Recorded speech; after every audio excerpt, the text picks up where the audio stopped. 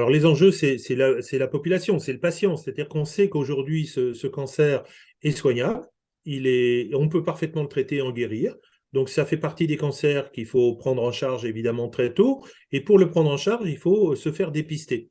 Se faire dépister, il y a plusieurs manières. Effectivement, il y a le fait qu'à un moment donné, vous pouvez en parler à votre médecin, vous pouvez en parler effectivement à votre pharmacien, mais vous pouvez aussi en parler à votre biologiste.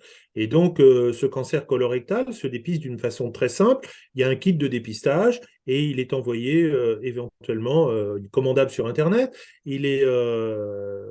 On peut aller chercher chez son pharmacien ou son médecin et les biologistes ne sont pas dans la boucle.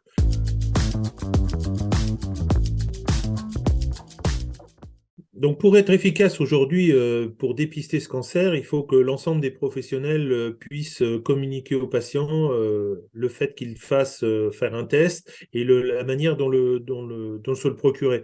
Et aujourd'hui, effectivement, les biologistes ne sont pas inclus dans le cercle.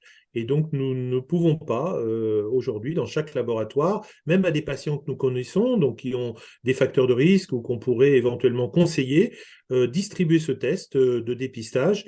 Et je pense que là, aujourd'hui, comme on cherche à travailler tous en équipe, il faut que le biologiste, le laboratoire, soit aussi un point de distribution de ces kits de dépistage. Je crois que c'est le seul moyen.